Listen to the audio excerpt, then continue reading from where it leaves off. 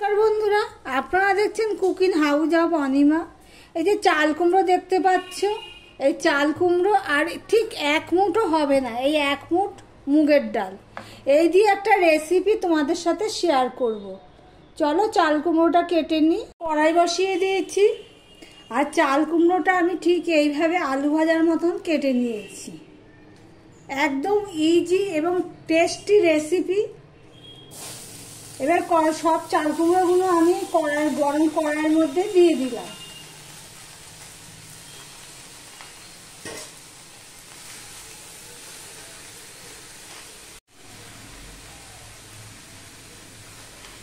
এবার দিয়ে দিলাম নুন,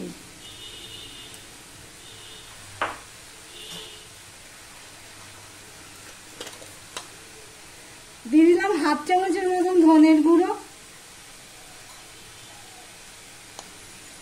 হলুদের গুঁড়ো হাফ চামচের মতো, আর জিরের গুঁড়ো দিলাম হাফ চামচের মতো,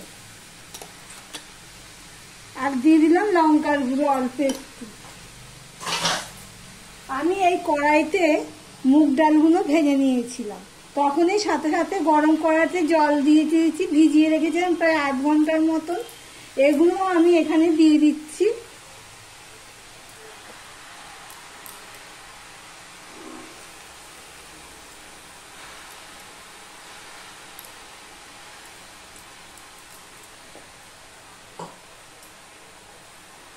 আর 4টে কাঁচা লঙ্কা দিয়ে দিলাম।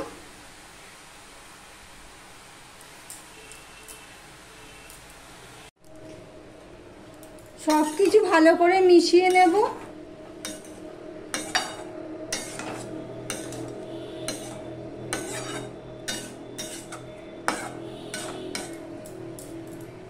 মিশিয়ে নিয়ে আমি ঢাকা দিয়ে দিলাম।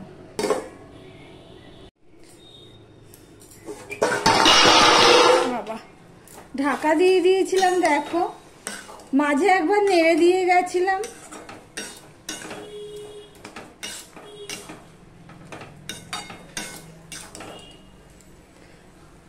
চাল কুমড়ো আর ডাল দুটোই সিদ্ধ হয়ে গেছে। এবার আমি গ্যাসটা অফ করে কড়াইটা খালি করে নেব।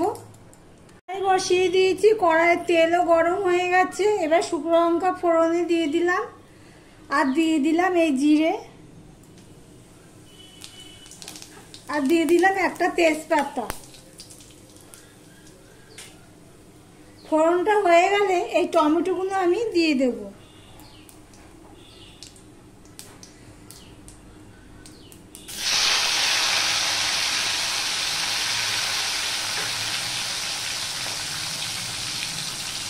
আর দিয়ে দিলাম এই 1 চামচের মতো আদা।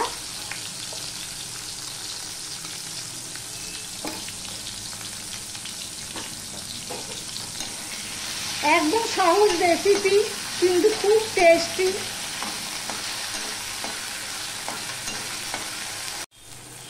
দেখো নরম হয়ে গেছে টমেটোটা, আদারও কাঁচা গন্ধ চলে গেছে।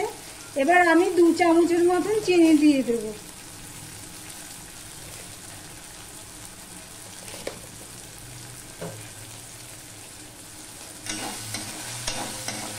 চিনিটা গলা পর্যন্ত অপেক্ষা করব। চিনিটা গলে গেছে। এবারে সিদ্ধ করা চাল কুমড়ো আমি এখানে দিয়ে দিলাম।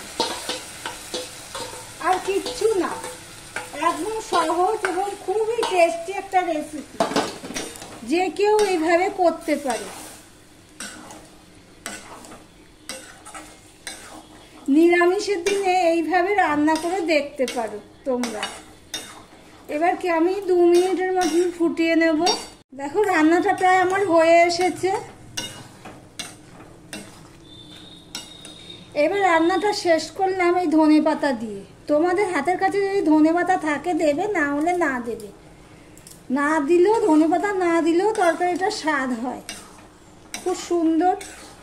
লাস্টে যে ফোড়নটা দেওয়া হয়েছে, এতেই টেস্টটা বাড়িয়ে দিয়েছে। ভিডিওটি আজকে এখানেই শেষ করলাম, আর ডিশে নিয়ে দেখালাম না।